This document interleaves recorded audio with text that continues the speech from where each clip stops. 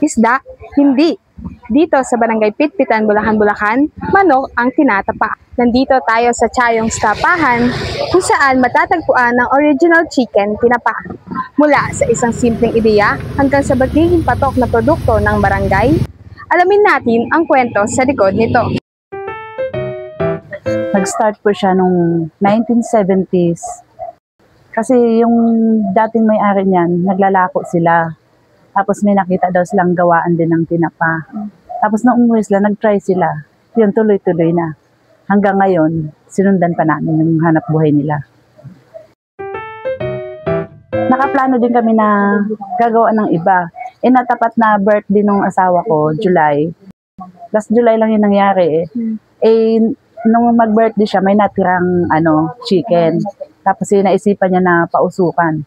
Nung pinatikim sa amin, sabi namin okay naman. Mas magdagdag pa tayo ng iba pang ingredients. Magkaiba sila ng pakuluan. Yung sa manok kasi kahit 20 minutes, luto na yun. Sa naman, 10 to 15 lang sa isda. Siya po yung nagtatag ng tapahan. Siya yung unang gumawa ng tinapa.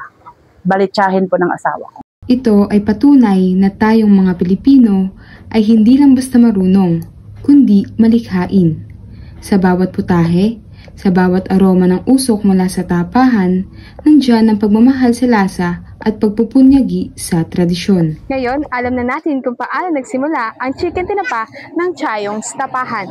Mula sa isang munting konsepto, ito ay naging paboritong ulam ng marami. Sa bawat tinapa, makikita ang sipag, tiyaga, pagmamahal sa sariling gawa.